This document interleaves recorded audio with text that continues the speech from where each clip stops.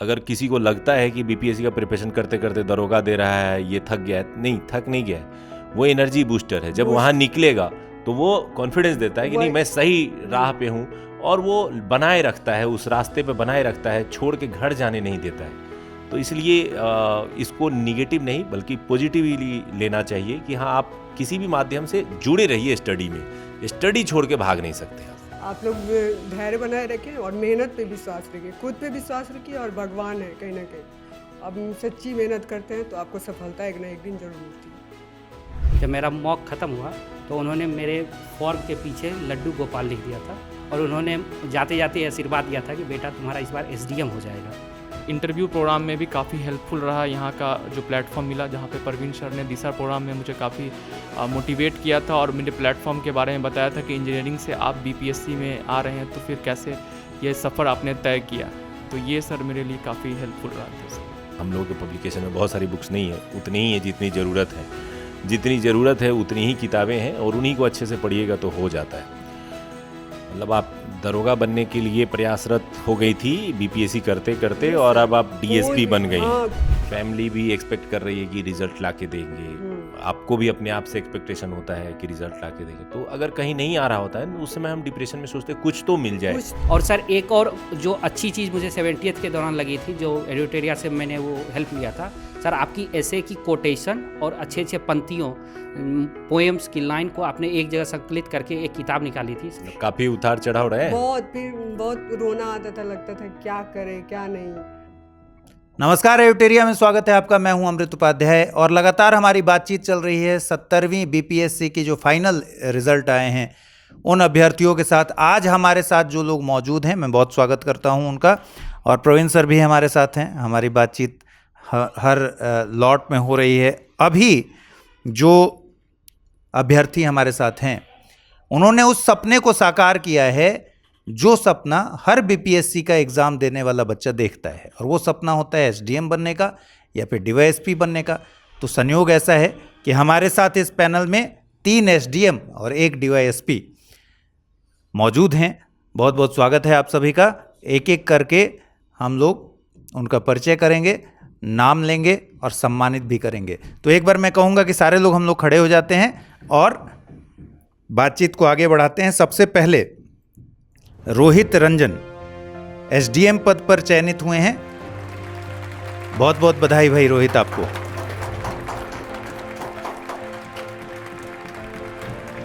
सुशोभित सौरभ एसडीएम पद पर चयनित हुए हैं। बहुत बहुत बधाई सुशोभित आपको, आपने अपने नाम के मुताबिक काम भी किया है। पिंकेश कुमार सिंह एसडीएम पद के लिए चयनित हैं। बहुत बधाई पिंकेश आपको।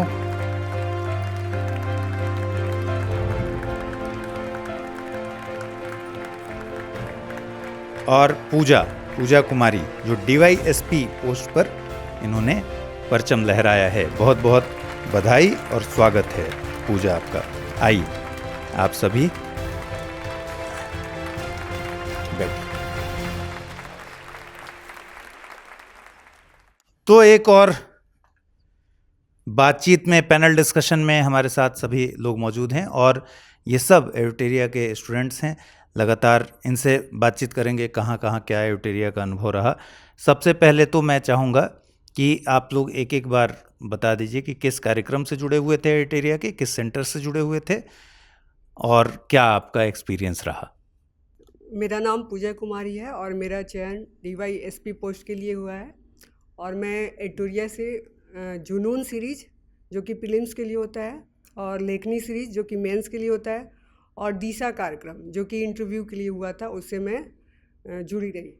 71st में भी मैं जुड़ी रही और उसका परिणाम मुझे मिला, और मेंस मैं लिखी हूँ, और 72 भी जो था उसमें भी मैं लगी रही। तो मेरा ये। किस सेंटर से जुड़ी थी आप? सर दिनकर गुलंबर। ये सर। अच्छा, आप किस जिले से हैं? थोड़ा सर मैं बक्सर ज़िले से हूँ, और मेरा गांव केसट है। मेरा नाम पिंकेश कुमार सिंह है। मेरा सिलेक्शन BAS SDM में हुआ है इस बार। मैं ये एडिटोरिया में बहुत लंबे समय से जुड़ा हुआ था। मैं सबसे पहले परवीन सर के वीडियो से सिविल सर्विस प्रिपरेशन स्टार्ट किया था। उसके बाद हाल फिलहाल में 70th बीपीएससी के दौरान मैंने mains answer writing program join किया था, मैंने एसए क्लासेस ज्वाइन की थी और दिशा कार्यक्रम का भी मैं हिस्सा रहा हूँ। और यहाँ पर मैंने दो मॉक भी दिए थे, एक इसी राजीव नगर सेंटर पर और एक boring road centre. Thank you. और मैं बेगूसराय ज़िले से आता हूँ। अब मेरा माइक वापस कर दीजिए, प्रवीण सर वाला माइक मेरा माइक मुझसे दूर होता जा रहा है। मेरा नाम है सर सुशोभित सौरभ, मैं सुपौल ज़िले से आता हूँ। इस बार मुझे बिहार एडमिनिस्ट्रेटिव सर्विसेज मिली है। एडिटोरिया से मेरा जुड़ा ऑनलाइन ज़्यादा रहा है। प्रवीण सर की सबसे पहले मैंने जो बिहार स्पेशल वाली वीडियोस उसको मैंने कई बार देखा है, एग्ज़ाम से पहले, प्रीलिम्स और मेंस से पहले भी। इसके अलावा मेंस टेस्ट सीरीज़ में मैंने जो करंट अफेयर वाला पार्ट होता है 114 नंबर का GS1 में, उसको मैंने कॉम्प्रिहेंसिवली टेलीग्राम के चैनल से, लेकिन मैंने उसको अच्छे से कर लिया था। इसके अलावा एक करंट अफेयर की मैगज़ीन आती है, एक बिहार की भी आती है और इंडिया की भी, तो वो दोनों मैगज़ीन मैंने रिलीजियसली फॉलो किया था। तो ऐसा रहा था सर मैं एडिटोरिया से, मैं बहुत थैंकफुल हूँ। मेरा नाम रोहित रंजन है। मैं मुख्यतः मुजफ्फरपुर ज़िले का हूँ और मैं एडिटोरिया से शुरू से ही जुड़ा रहा हूँ। सबसे पहले मैं समर्थ बैच एसए क्लासरूम प्रोग्राम से जुड़ा था, उसके बाद पीटी जुनून सीरीज, फिर मेंस का शुरुआत का आंसर राइटिंग प्रोग्राम और लेखनी 1.0 से, और इंटरव्यू गाइडेंस प्रोग्राम में दिशा प्रोग्राम जहाँ पे परवीन सर का पूरा मार्गदर्शन प्राप्त हुआ है, और मॉक इंटरव्यू सीरीज मैं मुख्यतः मेरी तैयारी राजीव नगर सेंटर से ही हुई है सर। तो ये सारे लोग कहीं ना कहीं आंसर राइटिंग का इन्होंने भी फ़ायदा उठाया है अच्छी तरीके से। मतलब ज़्यादातर बच्चे जो हम लोगों के साथ जुड़े वो कुछ क्लासेस या स्पेशली जो आंसर राइटिंग, जो कि पीटी पास करने के बाद एक सफलता की कुंजी है, जब आप दौड़ में आते हैं सिलेक्शन की, तो उस समय जो डेडिकेटेड प्रिपरेशन की ज़रूरत होती है, तो वो इन्होंने दिखाई है। सर वन सेट बहुत फ़ायदा किया था। ठीक है, अभी हम लोग बात करेंगे। थोड़ा सा आप लोग अपने जर्नी के बारे में थोड़ा बताइए, कैसा रहा प्रिपरेशन उस दौरान, उतार चढ़ाव, कोई तनाव, कोई परेशानी, और उन परिस्थितियों में कैसे आपने प्रिपरेशन किया। स्टार्ट करेंगे गर्ल्स फर्स्ट। सर मेरा 64th में मैं पहली बार दी थी अटैम्प्ट, तो इंटरव्यू तक गई थी, लेकिन 10 नंबर से मेरा कहीं ना कहीं रह गया था और DI मेरा अच्छा नहीं गया था।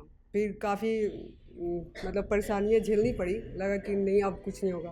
फिर 65 प्रीलिम्स नहीं हुआ, फिर 66 मेंस दिए, वो नहीं हुआ, फिर 67, 8, 9 मेरे से प्रीलिम्स ही नहीं हुआ। मतलब काफ़ी उतार चढ़ाव रहे। बहुत, फिर बहुत रोना आता था, लगता था क्या करें क्या नहीं, लेकिन मेरे पापा कभी नहीं हार माने, बोले कि बेटा कोई बात नहीं, तुम लोग मेरे हीरे हो और तुम लोग हार जाओगे मतलब हम हार गए, इसलिए तुम लोग को विश्वास बनाए रखना, एक दिन होगा। तो उसी विश्वास के साथ दिन आगे बढ़ते गया और आज ये दिन देखने को मिला। जब PDF में नाम दिखा तो पहला फ़ोन किसको किया? सबसे पहले तो मम्मी पापा को प्रणाम और उनको बताएं, घर पे ही हम लोग। क्या रिएक्शन था?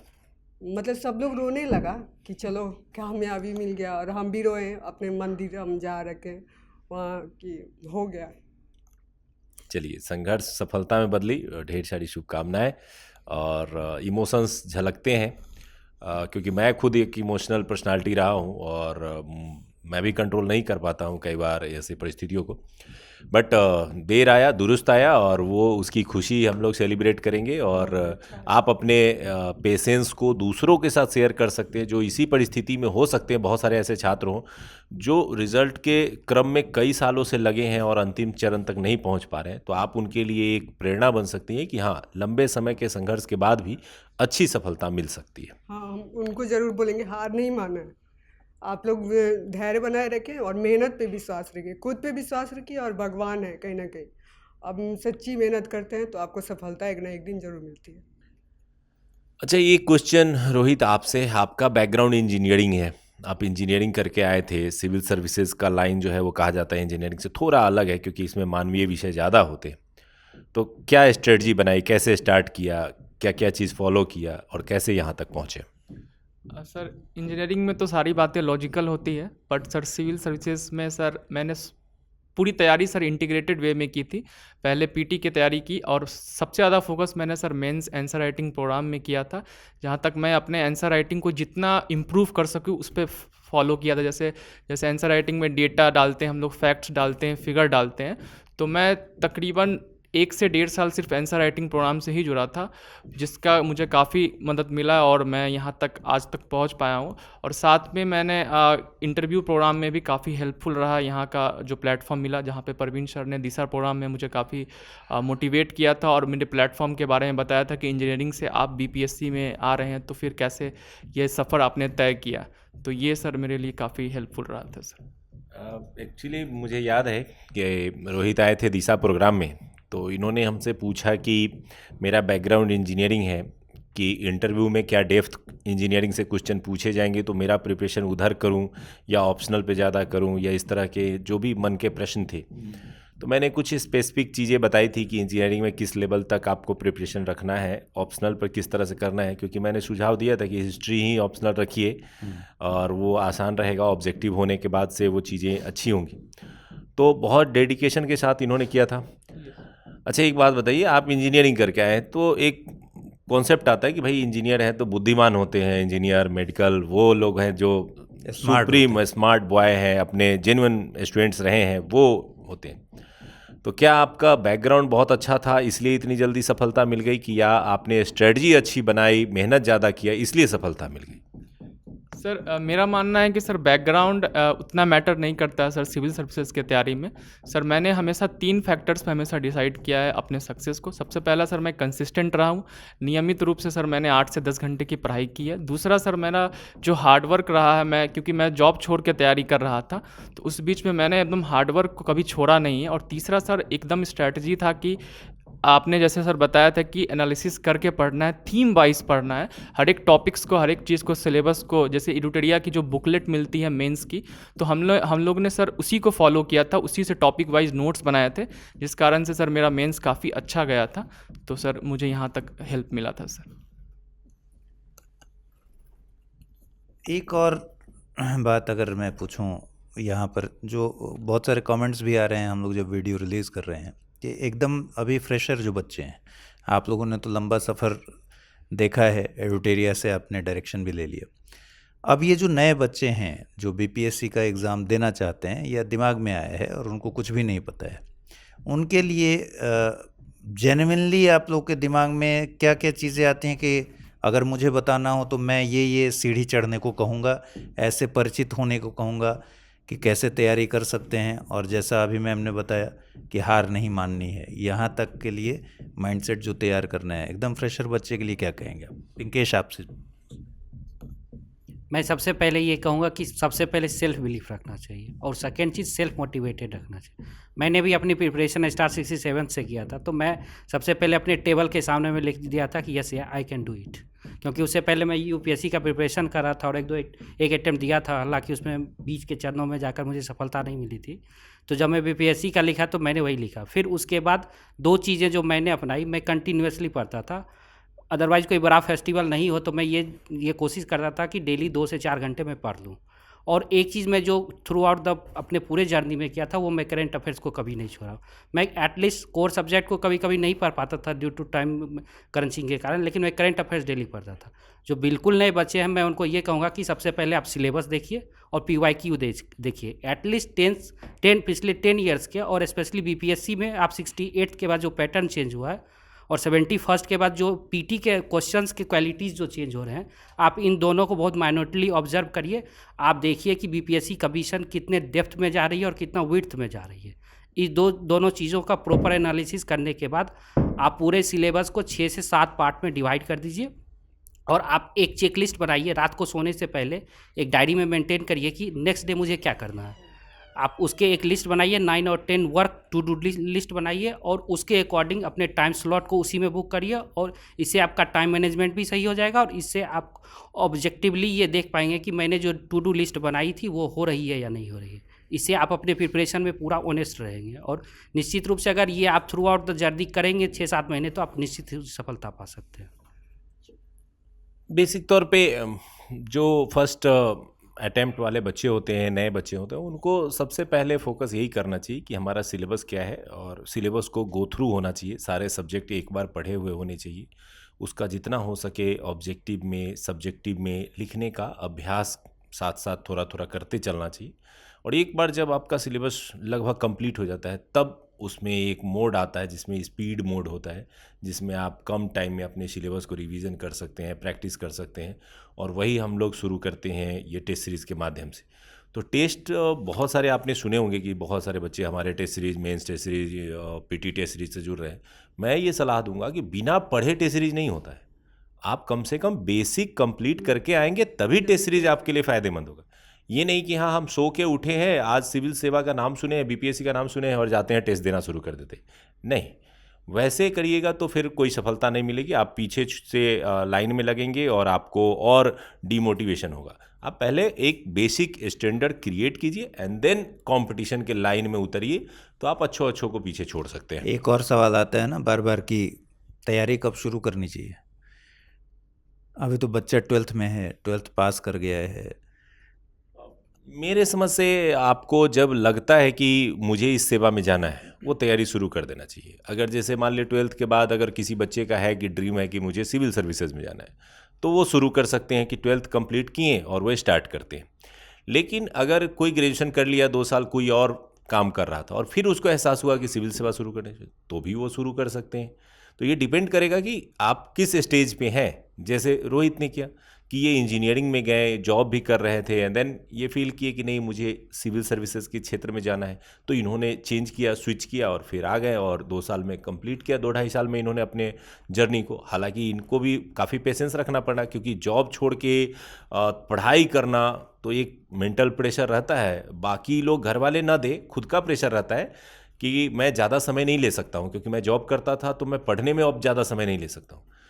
तो वो डिपेंड करता है कि स्टूडेंट कहाँ पे है। लेकिन अगर कोई 12th के बाद अगर बच्चा है जो सिविल सर्विसेज के प्रति मोटिवेटेड है, तो कर सकते हैं, कोई दिक्कत नहीं। सुशोभित, आपसे जानना चाहूँगा मैं कि अगर पूरे एग्ज़ाम की तैयारी में कोई एक चीज़ जो आपको लग रहा है वो बीपीएससी के लिए अगर क्रैक करना है तो सबसे ज़्यादा महत्वपूर्ण है और आप ज़रूर सजेस्ट करेंगे कि ये करिए। सर मेरा तो सर पहला प्रयास था, तो सर मुझे प्रीलिम्स सर बहुत डाइसी लगता था, क्योंकि प्रीलिम्स में ये नया पैटर्न था। यूपीएससी में 2 बार असफल हो चुका था, 150 क्वेश्चन था, नेगेटिव मार्क्स भी 1/3 था, तो मुझे लगा कि ये तो होता ही नहीं है।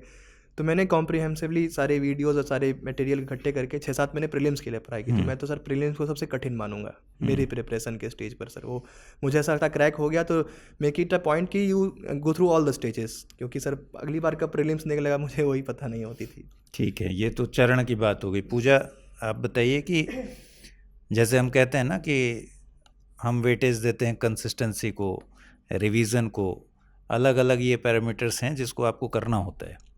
आपकी नज़र में आपकी तैयारी में जो की पॉइंट्स रहे जिसकी वजह से आप कामयाब हो गई, वो कौन कौन से पॉइंट थे? सर लगातार मैं लगी ही रही, कभी रुकी नहीं। मेरा रिजल्ट नहीं भी हुआ फिर भी मैं ट्राई करती रही, और 3 बार प्रीलिम्स ही नहीं हुआ तो फिर मैं एसआई का भी ट्राई की। एसआई में फिजिकल में फिर नहीं हुआ। तो मेरा यही कहना है कि लगातार लगे रहिए तो फिर आपका कामयाबी भी मिल जाएगा, जल्दी ही मिल जाएगा, ऐसा नहीं है। मतलब आप दरोगा बनने के लिए प्रयासरत हो गई थी बीपीएससी करते करते, Yes, और sir. अब आप डीएसपी बन गई। हाँ, कोई भी पोस्ट नहीं मिल रहा था, कोई रिजल्ट नहीं हो रहा था, तो अब लगा कि चलो दरोगा। ये मैं थोड़ा बताना चाहूँगा। इसमें होता क्या है कि जैसे मान लिए हम लोग एग्ज़ाम दे रहे हैं, फैमिली भी एक्सपेक्ट कर रही है कि रिजल्ट ला के देंगे, आपको भी अपने आप से एक्सपेक्टेशन होता है कि रिजल्ट ला के देंगे। तो अगर कहीं नहीं आ रहा होता है तो उस समय हम डिप्रेशन में सोचते हैं कुछ तो मिल जाए, कुछ तो मिल जाए। तो उस समय हम बीपीएससी के साथ साथ दरोगा, अगर बीएसएससी है या 64 कोई भी एग्ज़ाम है, तो वो फॉर्म भरते हैं और सोचते हैं कि कुछ तो दिखाएं घर वालों को कि हाँ मेरे अंदर हुनर है, मैं कर सकता हूँ। तो वही इन्होंने किया और गलत नहीं था। अगर किसी को लगता है कि बीपीएससी का प्रिपरेशन करते करते दरोगा दे रहा है, ये थक गया है, नहीं, थक नहीं गया है।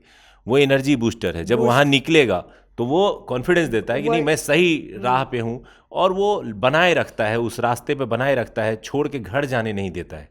तो इसलिए इसको निगेटिव नहीं बल्कि पॉजिटिवली लेना चाहिए कि हाँ आप किसी भी माध्यम से जुड़े रहिए स्टडी में, स्टडी छोड़ के भाग नहीं सकते आप। सर उसके बाद जब से ये हुआ 12 दरोगा, फिजिकल नहीं हुआ लेकिन सारा एग्ज़ाम क्लियर होते गया। 70वीं हुआ, 71st हुआ, फिर दारोगा फिर हुआ है, लेकिन फिजिकल नहीं आएगा। अब फिजिकल जाने की ज़रूरत नहीं है। अब जो दरोगा बनेंगे वो आपको सैल्यूट करेंगे। आप डीएसपी बनी हैं तो ये एक अच्छी सफलता है। पिंकेश, आप अपने स्टडी के दौरान की कुछ जर्नी जो लगता है कि काफ़ी खूबसूरत रही है, आपकी स्टडी के बीच का एडुटेरिया से जुड़ा या आपके जर्नी से जुड़ा, तो आप शेयर कर सकते हैं। सर मेरा 67 में फर्स्ट अटैम्प्ट था और मैं 9 मार्क्स से मेरा फाइनल सिलेक्शन नहीं हो पाया था। 553 कट ऑफ गया था और 544 मेरा मार्क्स है। हालांकि उस दिन मार्क्स का नहीं पता था, लेकिन मुझे लगा कि मेरा मार्क्स बहुत ज़्यादा मार्क्स से मेरा सिलेक्शन नहीं हुआ, तो मैंने एक प्रण खाया। एक्चुअली में मैं नॉन वेज का बहुत ज़्यादा प्रेमी हूँ, मैं मछली बहुत ज़्यादा खाता हूँ, मैं मिथिला से आता हूँ इसलिए, तो स्पेशली रोहू मछली। मिथिला में कुछ बोल के बताइए, ये बात जो आंसर है वो थोड़ा मैथिली में हो जाए। जरूर। तऽ हमरा सब तरफ के न रोहू माछ बड़ा फेमस होइ छै, ओहोमे हम काँवर झीलके बगलेमे रहै छी, तऽ रोहू माछ बड़ा नमहर नमहर मिलै छै। तऽ जे दिन 67 के रिजल्ट आयल, शायद 23 तारीख रहै 2023 ईस्वी के, अक्टूबर महीना रहै, तऽ हम सोचलहुँ कि हमरा एगो चीजके ने कुर्बानी दै लए पड़त, तभिए हमरा उ बार बार हमरा पीछाँसँ पुश करत कि अहाँके ई काज करबाक छै। तऽ हम सोचलहुँ कि हमर सबसँ की करीबके चीज, दिलके करीब की छी, तऽ हम पहिलहुँ कि हमर माछ खाइके जे हमर टेंडेंसी रहल यऽ ओ हमरा दिलके सबसँ करीब छै। तऽ ओहि दिन हम प्रण लऽ लेलहुँ कि आब जा तक BPSC के फाइनल PDF में हमर नाम नहीं देख लेबो ता तक हम माछ नहीं खाएब। तो अब रोहू माछ खाबो। हाँ, तब ओहि दिन से लैके तब 68 69 तो वह प्रिपरेशन के दौरान नहीं दे पैलिए। 70th के फॉर्म भरलिए, पूरा प्रिपरेशन पूरा जर्नी कंप्लीट कए के जब 20 जून 2026 के 2-3 दिन पहले जब रिजल्ट अयलै तब लागलै कि आब हमर प्रण पूरा भऽ गेल। तब हम 21 तारीख के 3 साल के बाद फाइनली माछ खेलहुँ हन। वाह गजब। और सबसे बड़ी बात कि बड़ा नीक मिथिला जो है बजै छी अहाँ, धन्यवाद। तो बड़ा नीक लगलै। एगो सर आर बात छै जे हमरा अहाँके एडुटेरिया से जुड़ल बात छै। हाँ। एक्चुअली में 67वीं में हमर रिजल्ट जब नहीं अयलै तब हम एनालिसिस केलहुँ कि किया नहीं हमर रिजल्ट आयल, तऽ हम पबलहुँ कि हमरा DI में 12 नंबर हमर गलत भऽ गेल। संजोग से अहाँ जे छै से 67 के बाद 68 के मेंस से पहले अहाँ एगो DI के शुरू केलियै 72 आउट ऑफ 72। तऽ हम सोचलहुँ कि ई किताब जे छै इएह हमरा 72 से आउट ऑफ 72 दिलेतै। आ उ बात हमरा दिमाग में बैठल कि अच्छा ई किताब से शुरू करल जाए प्रिपरेशन। आ ओकर गनीमत ई देखियौ कि 70वीं में जे हम मेंस लिखलहुँ ओकरामे हमरा 72 आउट ऑफ 72 आबि गेल। वाह, हम एकर क्रेडिटो अहाँके उ किताब 72 आउट ऑफ 72 के दै छी कि उ हमरा मोटिवेशनो देलका कि अहाँके उ तरफ सोचबाक चाही। और वो जो 72 में 72 किताब है, जो DI की बुक है, वो हमारे एक टीममेट्स थे जो बाद में RDO BDO बने, अजीत, वो उन्होंने लिखी है और वो बहुत अच्छी किताब उन्होंने लिखी थी। तो पूरी टीम ने उसमें अच्छे इनपुट्स डाले हैं, तो चलिए बहुत बहुत बधाई। रोहित, आप अपने जीवन का कुछ ऐसा जर्नी है या कुछ ऐसा पल है तो शेयर करें। सर जब मेरा ये दूसरा प्रयास था सर, जब 69th में सर मेरा PT में नहीं हुआ था, तो सर उस टाइम मैं काफ़ी टूट चुका था। तो मैं सर एस्पिरेंट्स को यही बोलना चाहूँगा कि सबसे पहले आप PT पे फोकस करें। जो अभी 72nd का PT आने वाला है, उस PT के लिए आप जितना से ज़्यादा प्रैक्टिस करें MCQ का। जैसे अभी मैं एडुटेरिया के PT टेस्ट सीरीज से जुड़ा था, इवन मैं मतलब 70वीं का फाइनल रिजल्ट का वेट करने के बजाय आप PT का टेस्ट सीरीज दे रहे थे। हाँ, PT का टेस्ट सीरीज भी सर मैं दे रहा था सर। तो बहुत लोग हैं जो जिस दिन रिजल्ट आया उस दिन PT का टेस्ट सीरीज देने गए थे। स्थिर नहीं ना था तो सोचे कि क्वेश्चन लगा के स्थिर करते तो चलेगा। फिर 4 के बाद आए तो मन लग रहा था टेस्ट सीरीज में। सर क्वेश्चन के आगे कुछ नहीं दिख रहा था ना। ये वही वाली बात हो गई जो मैंने आपसे पूछा था कि लाइट कटी हुई है, तो इन सबको पता ही नहीं चलेगा कि लाइट कटी हुई है। तो सर मैं यही कहना चाहूँगा कि आप हमेशा निरंतर प्रयास करते रहें, टेस्ट सीरीज से हमेशा जुड़े रहें। जैसे मैं 70वीं में भी जुड़ा था, 71वीं और अभी 72वीं में भी जुड़ा था।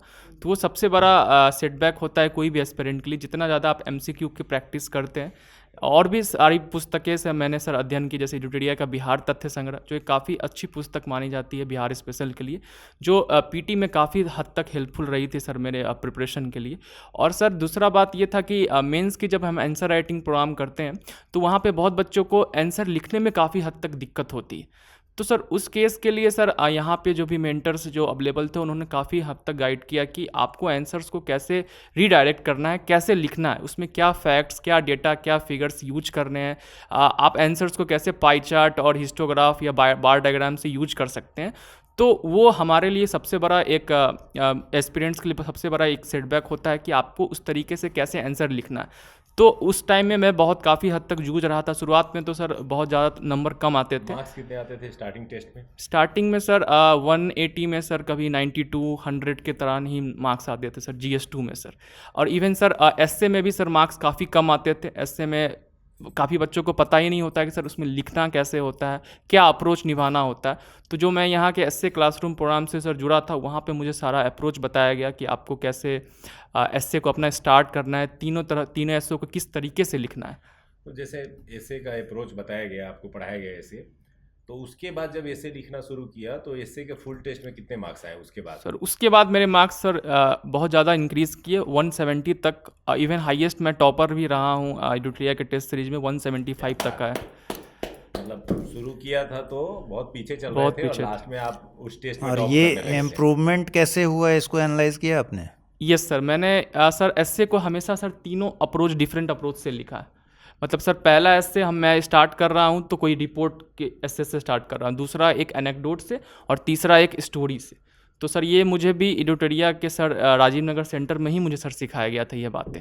तो वहाँ से सर मेरा काफ़ी अप्रोच बदला और मुझे सर एसए में टेस्ट सीरीज में नंबर काफ़ी। और सर एक और मैं एग्जांपल बताना चाहूँगा, जो एसए का थर्ड वाला था सेक्शन जैसन बोवन वैसन कटबट, वो सेम क्वेश्चन जो एडिटोरिया के टेस्ट सीरीज में था वही सेम क्वेश्चन वहाँ पे आया था सर, सेम। पिंकेश और डीएसपी साहिबा पूजा, यस सर। Yes sir. कैसा लगा था जब एग्जाम में हूबहू क्वेश्चन आ गया तो बहुत कैसा फील अच्छा किया? लगा था। और मतलब कि जो यहाँ पर लिखे थे नंबर अच्छा आया था मेरा यहाँ, हाँ, तो वही यहाँ ऐसे में अच्छा आता था मेरा, तो वही वो लिख कर आए। और हम रिपोर्ट से ही स्टार्ट किए थे, कोटेशन से नहीं, दोनों मेरा था रिपोर्ट से ही। और वो थर्ड पार्ट भी था, उसको लोगोक्ति पहले क्या कहते हैं वैसे ही किए थे। अच्छा। तो अच्छा लगा, काफ़ी अच्छा लगा सर।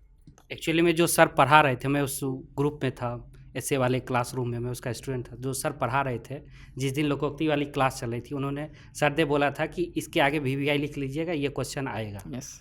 और अनफॉर्चुनेटली अभी वो सर मेरे कांटेक्ट में नहीं है। मैं चाहूँगा टीम एडिटोरिया उनको ये इन्फॉर्म कर दे कि एक्चुअली वो क्वेश्चन मैं बता दूं, सत्यम सर थे जिन्होंने आपको ये बताया था। मैं आपकी सूचना उनको जरूर बताऊंगा। Yes sir. और सर एक और बात जो एडिटोरिया से मेरी जुड़ी हुई थी, जब मैं राजीव नगर सेंटर पर मॉक देने आया था तो AD मिश्रा सर थे चेयरमैन, उनके पैनल में मैं मॉक दे रहा था। जब मेरा मॉक ख़त्म हुआ तो उन्होंने मेरे फॉर्म के पीछे लड्डू गोपाल लिख दिया था और उन्होंने जाते जाते आशीर्वाद दिया था कि बेटा तुम्हारा इस बार SDM हो जाएगा। ये स्टोरी मैं बताना चाहूँगा कि AD मिश्रा सर हम लोग के पैनलिस्ट थे जो मॉक में थे। तो वो जो बेस्ट कैंडिडेट्स उनको लगते थे तो वो उनके मॉक के फॉर्म के पीछे लिख देते थे लड्डू गोपाल, मतलब लड्डू गोपाल से तुम मिठाई लेके आओगे, तुम्हारा सिलेक्शन फिक्स है। लेकिन दुर्भाग्य ये है कि ये मिठाई लेके नहीं आए लड्डू गोपाल से, खाली लिखवा के ले गए हैं। सर से मेरी बातचीत हो गई थी। सर अभी आउट ऑफ पटना है, उन्होंने मुझे बोला है कि मैं पटना आऊँगा तो तुमसे स्पेशली मिठाई खाऊंगा। अब आज के फॉर्म पे हम सबको लिखना पड़ेगा लड्डू गोपाल, जो लिखा है सिर्फ उन्हीं को खिलाएंगे। चलिए सुशोभित, आप कुछ कहना चाहते हैं इस तरह?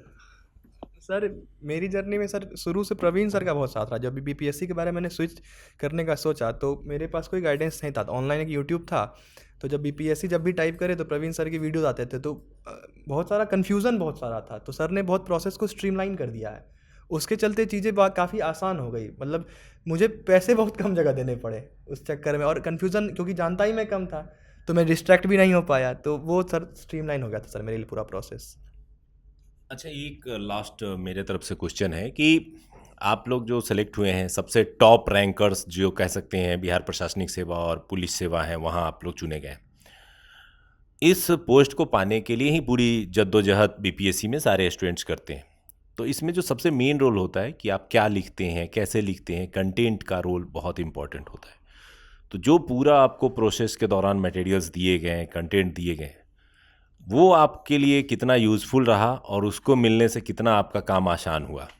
सर जो भी मटेरियल मिला था उसे मैं 4 से 5 वीकली जो मिलता था हिस्ट्री हो रहा तो उसे 4 से 5 बार मैं पढ़ के जाती थी और हूबहू वैसा ही क्वेश्चन वहाँ भी आया था तो वही कंटेंट मैं डाली भी थी तो बहुत छाप दिया था पूरा वहाँ। सर ये सर पूरा जितना भी रिपोर्ट और जो भी डाटा था वो सब कुछ वहाँ एक महिला के लिए आया था कि पंचायती में क्या है तो सारा चीज़ जो था वो मैं वहाँ पर हूबहू लिख कर आई थी तो काफ़ी फ़ायदा हुआ मेंस मिरर वाला जो सर इनिशिएटिव लास्ट ईयर शायद वो क्वेश्चन वाला क्वेश्चन और बहुत फ़ायदा किया था सर मेंस मिरर वाला जो सर GS1 और GS2 तो सर इतना डिसइंटीग्रेटेड सिलेबस है उसको आप लोगों ने पतली पतली किताब 2 किताबें दे दिया था तो जो गैप्स हैं सर वो वहाँ से फुलफिल हो जा रहे थे।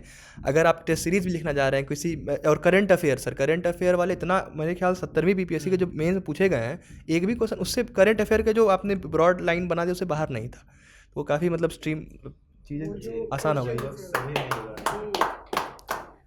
मैं चूँकि टेस्ट सीरीज से जुड़ा हुआ था 70th BPSC के दौर में तो मुझे 2 हेल्प मिला। एक तो PDF मंडे को ही मिल जाता था और सैटरडे संडे 2 टेस्ट हुआ करता था। पहले स्टार्टिंग में ये पार्ट टाइम टेस्ट होते थे फिर फुल टाइम टेस्ट होते थे तो मैं पहले उसके PDF को पढ़ता था फिर उससे नोट्स बनाता था और उसके बाद जो मॉडल आंसर्स आते थे सर आपके मॉडल आंसर भी बहुत ही अच्छे होते थे। इनफैक्ट मॉडल आंसर वाकई में मॉडल आंसर होते थे जिनको आप जो सर की लैंग पे वर्ड बोरो करना चाहूँगा कि सीधे जाके छाप देने वाले होते थे। और सर एक और जो अच्छी चीज़ मुझे 70th के दौरान लगी थी जो एडिटोरिया से मैंने वो हेल्प लिया था सर आपकी ऐसे की कोटेशन और अच्छे अच्छे पंक्तियों पोएम्स की लाइन को आपने एक जगह संकलित करके एक किताब निकाली थी सर अनफॉर्चुनेटली मैं उसका नाम भूल गया हूँ। मेंस मिरर ही था ऐसे हाँ मेंस मिरर ऐसे का मैं उससे भी काफ़ी हेल्प लिया था स्पेशली मेरे थर्ड जो BPSC में थर्ड जो फिलोसफिकल ऐसे आते लोगों की। आप इंग्लिश मीडियम में ली थी? Yes English medium. वो एक हमारी मेंटर हैं सौम्या पांडे उन्होंने वो बहुत ही मेहनत से वो किताब लिखी है बहुत ही जी जान लगा के उसको टीम के भी पार्ट्स होते हैं उसमें लेकिन उन्होंने स्पेशली उस किताब में बहुत जान डाली है। तो मैं आपको वो चूँकि दरभंगा में ही अभी पोस्टेड है ऑलरेडी सिलेक्टेड ऑफिसर हैं तो मैं आप मिथिला के हैं तो उनके पास ये सूचना मैं जरूर पहुंचाऊंगा। उनका के हमार प्रणाम कहबै आप मिथिला पाग मिठाई से कहबै कि हम जल्दिए आएब हुनका से भेंट करब उनका स्वागत करब। जी जी बिल्कुल। बहुत अच्छा बोलते हैं एक बार बोलिए सर वो क्या है भोजपुरी बोलते हैं। कहाँ आप कहाँ से हैं? बक्सर से। हाँ भोजपुरी तो अभी हम लोग का एक कार्यक्रम हो रहा था अभी जिसमें बक्सर से ही सारे पास हुए सदस्य आए हुए थे। हम भोजपुर के आरा से आए हुए सारे सदस्य थे तो हम लोगों ने भोजपुरी में ही पूरा प्रोग्राम किया है सर अभी भी बोल दीजिए। और भोजपुरी बोलना मुझे पसंद है खास करके मैं सार्वजनिक मंचों पे मैं ज़्यादा नहीं बोलता हूँ लेकिन जब भोजपुरी वाले लोग मिल जाते हैं आपकी बार तो बोलल गइल बा। हाँ आपकी बार पीछे नहीं के हटे कोनो दिक्कत नहीं खे हमनी आराम से बतिया सकीले और सब चर्चा खत्म कर सकीले भोजपुरी में। लेकिन जो श्रोता बाटे जे स्टूडेंट बाटे उस सारे क्षेत्र से बाड़े कोनो भोजपुरिया क्षेत्र से बारे कोई बज्जिका क्षेत्र से बाड़े कोई मिथिला क्षेत्र से बाड़े कोई मगधी क्षेत्र से बाड़े कोई अंगिका क्षेत्र से बाड़े और बिहार में ही कई भाषाएं थोड़ी थोड़ी अंतर से बदल जाती हैं। ये बिहार की खूबसूरती तो ये बिहार की खूबसूरती है। चलिए तो और लास्ट एक पॉइंट रखते हैं जो आपने कंटेंट की प्रशंसा की अलग अलग तो हमारी कंटेंट टीम जो है वो इस पूरे प्रक्रिया में दिन रात मेहनत करती है। एक टीम बना करके हम लोग काम करते हैं जिसमें बुक्स और मटेरियल्स जो आपको मिलते हैं वो काफ़ी लिमिटेड होते हैं। हम लोगों के पब्लिकेशन में बहुत सारी बुक्स नहीं है उतनी ही है जितनी ज़रूरत है। जितनी ज़रूरत है उतनी ही किताबें हैं और उन्हीं को अच्छे से पढ़िएगा तो हो जाता है। तो आप हमारे मेंटर्स को क्या संदेश देना चाहेंगे जो आपके लिए इतना दिन रात मेहनत करते हैं और हमारी टीम को कंटेंट टीम को कुछ मैसेज? उनको बहुत बहुत धन्यवाद और उनके मेहनत को सलाम। काफ़ी अच्छा काम करते हैं। हम तो सबसे बोलते हैं कि देखो ये बहुत फिल्टर करके हमारे पास बुक आता है ऐसे नहीं आता है और इसमें त्रुटियाँ भी बहुत कम दिखती है तो उनकी मेहनत को बहुत सलाम है सर और ऐसे ही काम करते रहें बहुत अच्छा है। मैं एक रोचक प्रसंग इसमें शेयर करना चाहूँगा सर। मेरे मेंटर में जो जिस लेखनी प्रोग्राम में जुड़ा था उसका नाम 8 था लेखनी 8 प्रोग्राम ग्रुप 8। यस उसके मेंटर शशांक सर थे। हालांकि उनका खुद का इंटरव्यू था इसके बावजूद भी वो काफ़ी टाइम देते थे। एक बार क्या हुआ था कि हिस्ट्री के किसी टेस्ट में मैंने ये पूछ लिया था कि सर इसमें मुझे इतने ही मार्क्स क्यों मिले तो उन्होंने मेरे आंसर को एनालिसिस करते हुए लगभग 1 घंटा मुझसे पर्सनली बात किया था कि बेटा आपके, सॉरी भाई बोलते थे कि भाई आपके आंसर में ये प्रॉब्लम्स। तो इतना माइनॉरिटी लेवल पे जाके उन्होंने ऑब्जर्व किया था और मुझे जो फीडबैक दिया था, मैं कहीं ना कहीं उनको स्पेशली थैंक्स बोलना चाहूँगा कि मुझे जो BS मिला है उनमें आंसर इनरिचमेंट में उनका काफ़ी योगदान रहा है। बहुत बढ़िया। और मैं जो एक पूजा ने बात कही कि काफ़ी फिल्टर्ड मटेरियल मिलता था, तो इसका रीज़न ये होता है कि एक विषय के कई विशेषज्ञों ने अलग अलग किताबें लिखी हैं। जो मेंटर्स आपके लिए कंटेंट बनाते हैं वो कहीं एक किताबों के 4 पंक्तियां नहीं होती हैं, बल्कि कई पुस्तकों के अच्छे नॉलेज को समेट करके एक PDF या एक कह सकते हैं कि छोटे से मटेरियल के रूप में आपको कन्वर्ट करके दिया जाता है, ताकि आपको ज़्यादा भटकना ना पड़े, कम समय में ज़्यादा आप पढ़ पाएँ, अच्छे कंटेंट जमा कर पाएँ जो आपको इनपुट्स के रूप में, आपके मटेरियल के रूप में यूज हो सके जब आप टेस्ट दें या फाइनल आप एग्ज़ाम दें, उन सब में। बहुत अच्छी बात यह है कि कंटेंट को लेकर लगभग जिनसे भी बातचीत हुई, एक सबसे अच्छी बात कि आजकल कंटेंट बहुत ज़्यादा है और सबसे बड़ा भार यही है कि उस कंटेंट में से अपने काम की चीज़ को कैसे लिया जाए। मेरे ख्याल से एडिटोरिया ने ये काम आप लोग का आसान कर दिया है। मतलब फर्स्ट अटेम्प्टर के लिए सर आप लोग तो वरदान से कम नहीं है सर, क्योंकि अगर फर्स्ट अटेम्प्टर डिस्ट्रैक्ट होता है तो इसी वजह से होता है, उसको 10 चीज़ें अवेलेबल हैं, तो मैंने तो दिमाग को ऐसे कर लिया था, हैं भी तो नहीं करना। सर जो भी हमसे पूछता है कि हम कहाँ ज्वाइन करें, तो हम बोलें कि देखो हम जहाँ ज्वाइन किए थे वहीं बताएंगे, हम किसी और का नहीं जानते हैं कौन कैसा है। वैसे सब बेहतर काम करते हैं, लेकिन हम स्पेशली जहाँ भी किए हैं ज्वाइन वहाँ जाओ, अगर सक्षम हो तो जाओ क्लासेज भी कर लो। आज ही एक जगह गए थे तो हमें सम्मानित किया गया था, तो वहाँ हम बोले अगर आप सक्षम है तो जाइए क्लासरूम प्रोग्राम कर लीजिए। और सर हर ओपन प्लेटफॉर्म पे एक बात तो आप ही जान ही रहे होंगे, हर ओपन प्लेटफॉर्म पे सब लोग ये बोलते हैं, यूनानिमस है सर, जैसे प्रेस इन्फॉर्मेशन ब्यूरो है सबके बाकी लोगों के लिए, आपका एडिटोरिया करंट अफेयर है UPSC एस्पिरेंट्स के लिए। मेन एक चीज़ जो अभी आपने कहा कि बहुत सारा कंटेंट है, तो ये कैसे बदलाव आया है जब से कोविड के टाइम से सोशल मीडिया काफ़ी हावी हुआ, प्रिंट मीडिया में बहुत सारी चीज़ें आई, नए लोगों को ऑनलाइन चीज़ें पसंद आने लगी।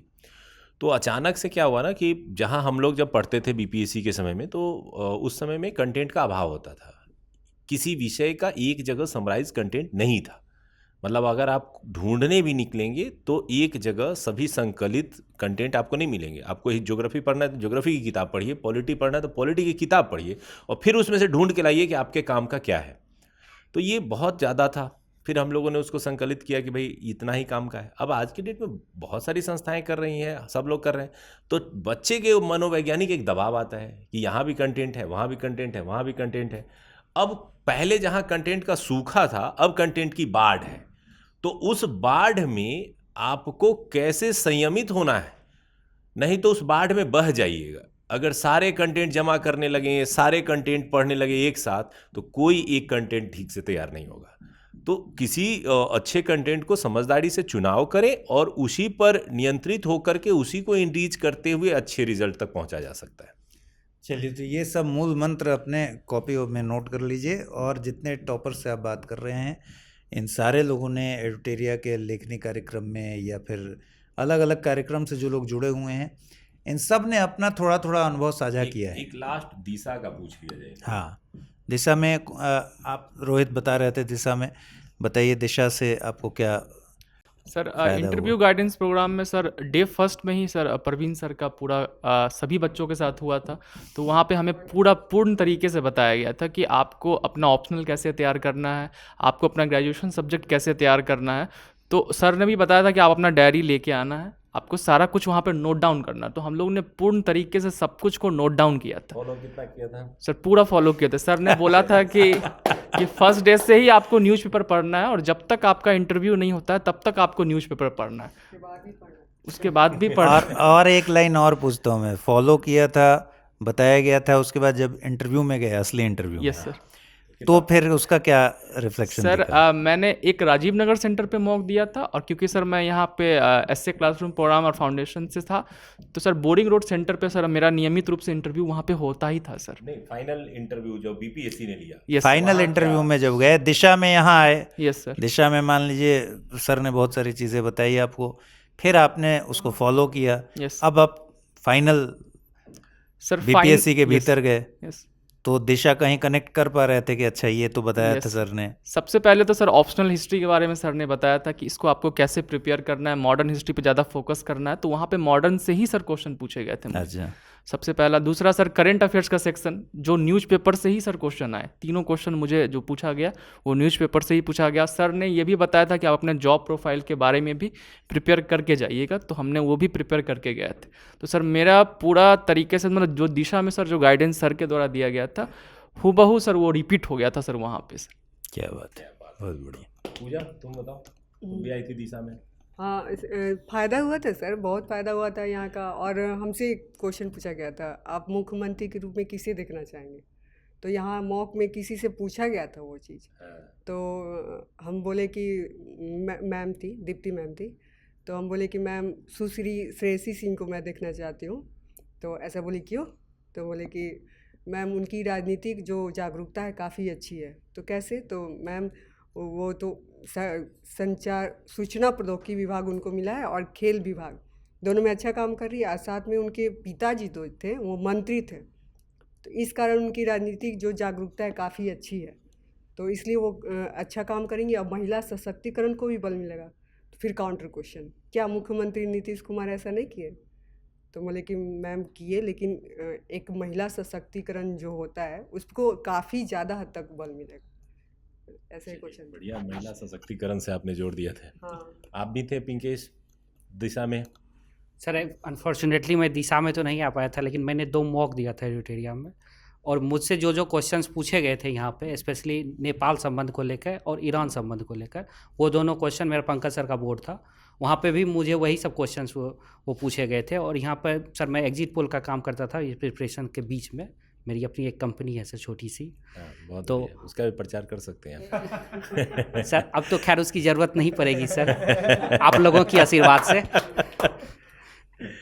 हालांकि एनोनिमस रूप से मैं चला भी सकता हूँ। आगे बढ़िए। तो सर तो उसमें सर मुझसे बिहार इलेक्शन पे काफ़ी सवाल पूछे गए थे यहाँ पे मॉक में भी, और वहाँ पे भी जब मैं इसका जिक्र किया था तो मुझसे वहाँ पे भी इलेक्शन के बारे में पूछे गए थे, और स्पेशली सेफोलॉजी के बारे में पूछा गया था कि ये साइंस है या आर्ट्स है, और इसको कैसे आप डिफ्रेंशिएट करते हैं। तो जो यहाँ पे जो फीडबैक मिला था वो वहाँ पे काफ़ी हेल्पफुल क्योंकि ये किया था। चलिए, आपको तो इंटरव्यू में ही लड्डू गोपाल मिल गया था। हाँ। तो ये तो तय था कि आपका होना है, लेकिन जो चाहते थे वही हुआ, ये बहुत खुशी की बात है। और इन्होंने कह भी दिया है कि लड्डू गोपाल सिर्फ सर को ही मिलेगा जिन्होंने लिखा है, वहाँ से लेके आएंगे, हमारे लिए नहीं। चलिए, आप लोग हमारे लिए खुद ही लड्डू गोपाल है। चलिए, अब अंत में हम लोग क्या करते हैं, हर कार्यक्रम में आजकल हमने एक ट्रेंड बना रखा है कि लास्ट में एक सेल्फी लेते हैं। आइए सेल्फी लिया जाए।